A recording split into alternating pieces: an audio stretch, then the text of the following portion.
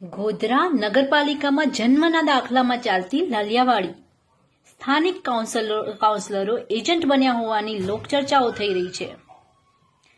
સમગ્ર રાજ્યમાં હાલ બાળકોની જન્મના દાખલા સુધારવા માટેની કામગીરી ચાલી રહી છે, ત્યારે ગોધરા નગરપાલિકામાં પણ જન્મના દાખલાની કામગીરી ચાલુ છે, પરંતુ ગોધરા નગરપાલિકામાં કંઈક અલગ જ પ્રકારનું કામ ચાલતું હોય તેમ લાગી રહ્યું છે, કારણ કે ગોધરા નગરપાલિકામાં જન્મના દાખલા માટે પ્રજાને 15 દિવસનો ટાઈમ આપવામાં આવે છે, પરંતુ સ્થાનિક કાઉન્સિલરો ત્યાંના એજન્ટ બનીને પોતાનું કામ ફક્ત 10 જ મિનિટમાં કરાવતા હોય તેવી લોકચર્ચાઓએ ભારે જોર પકડ્યું છે।